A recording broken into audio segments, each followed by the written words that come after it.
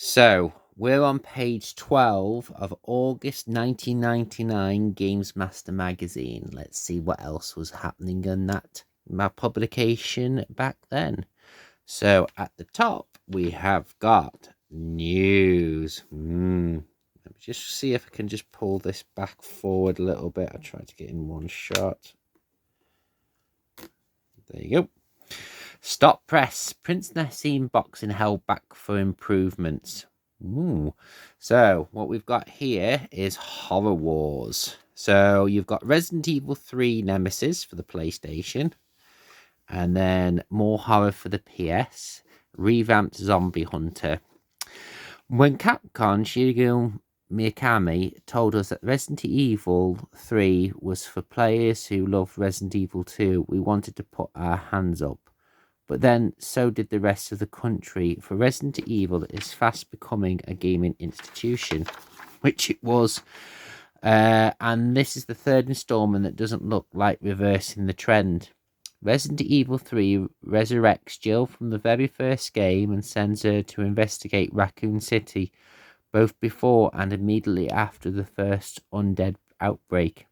The basic action remains the same, with bullets and herbs to be collected and zombies to be popped in the head with your automatic. While there's an addition of a 180-degree turn move, which is great for catching backdoor attackers, the monsters have a few surprises up their decaying sleeves too, not least of which is the ability to climb stairs and the intelligence to chase you from screen to screen.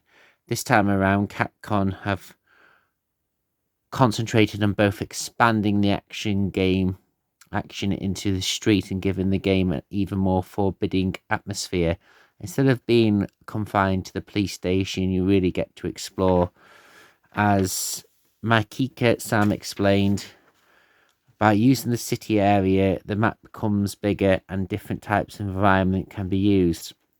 There are more alleyways and counters, more gates behind which zombies garnish and growl, and you can expect distant screams to lead you to scenes of bloody slaughter. Just because it's similar to the first two games doesn't expect Resi 3 to be easy.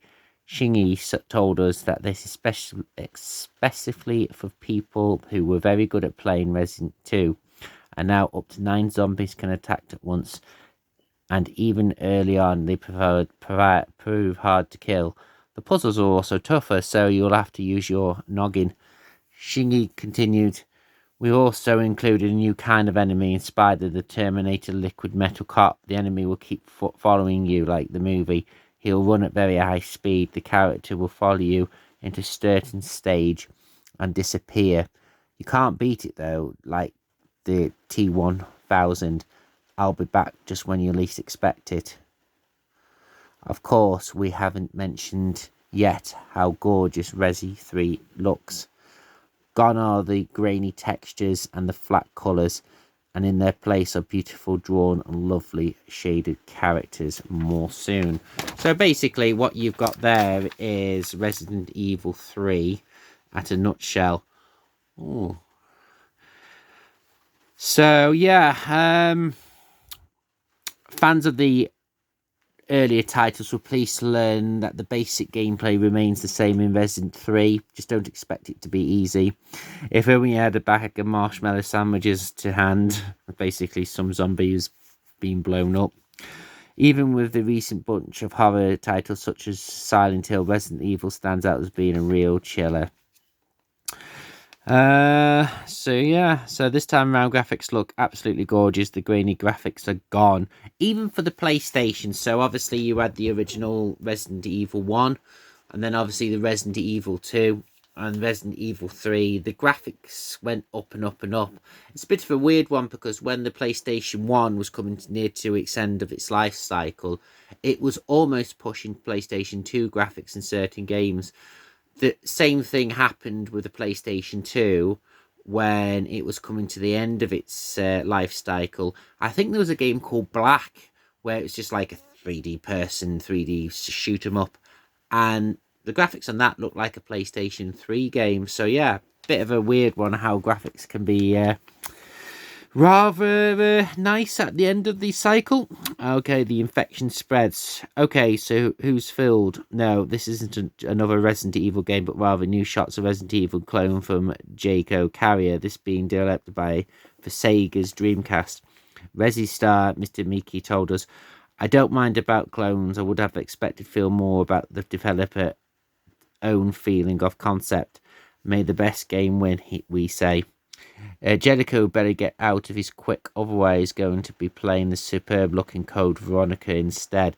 So yeah, with the advent of the Dreamcast, obviously graphics were always going to be better than the PlayStations and the Nintendo 64s.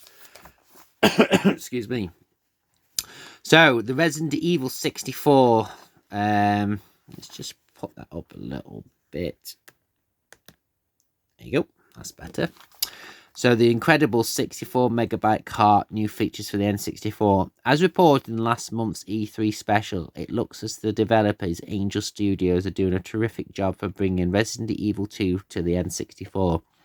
Not only have they managed to cram all the pre-rendered FMV scenes from the PlayStation version, no mean feat on a cart, but they've also stuffed in a number of improvements.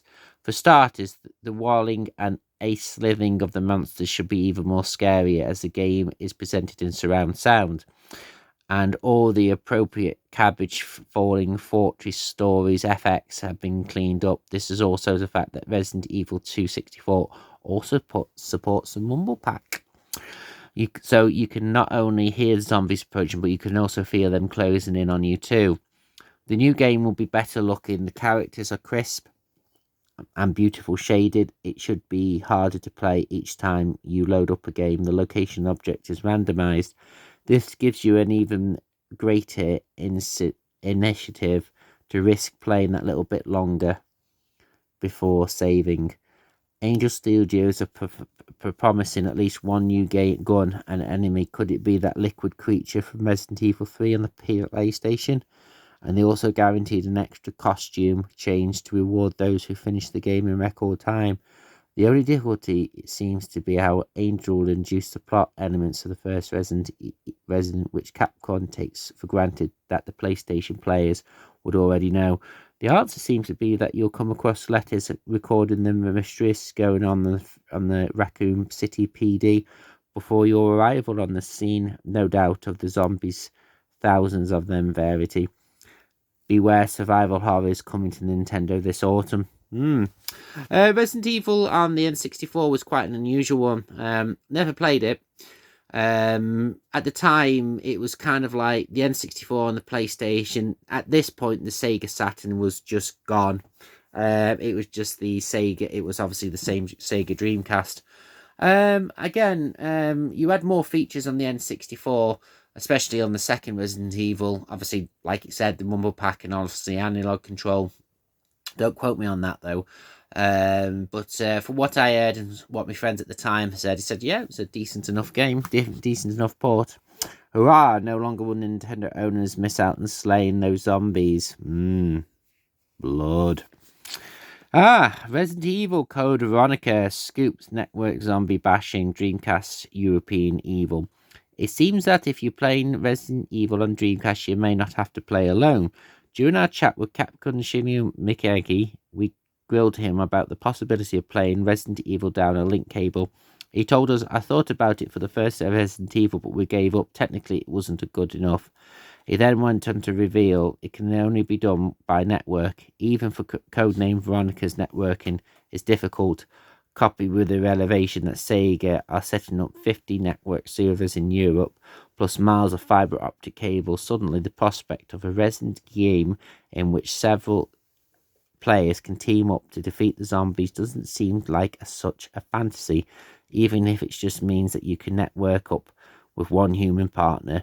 This would be a massive step forward for the Resident Evil franchise and could pursue some of the DC where the best Resident games will be in the future.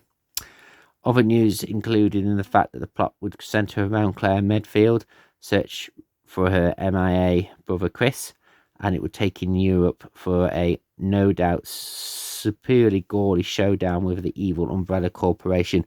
No wonder Sega are desperate to include Code Veronica in the list of US launch titles this September.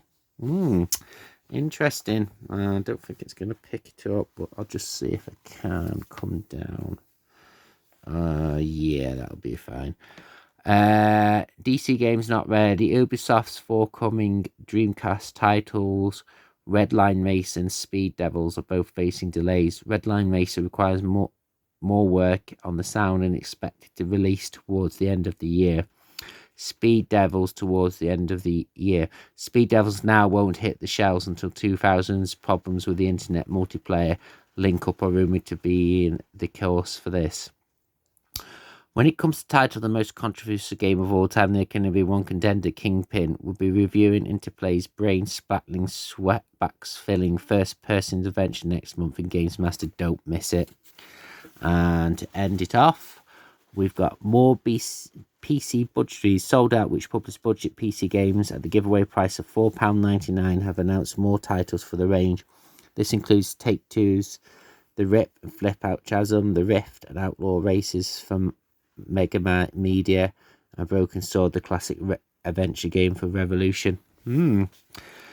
We heads dream of drinking it somewhere out in cyberspace.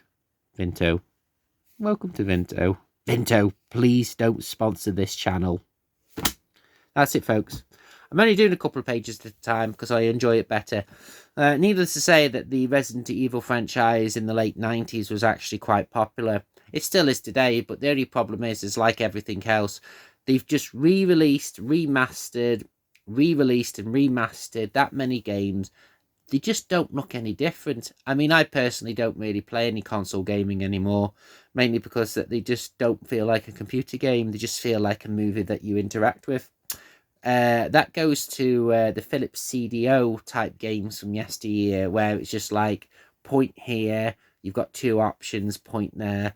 But yeah, the QuickTime events, especially in Shenmue, pretty much started all that many years ago. Right, thank you very much for watching. More Gamesmaster magazine content soon.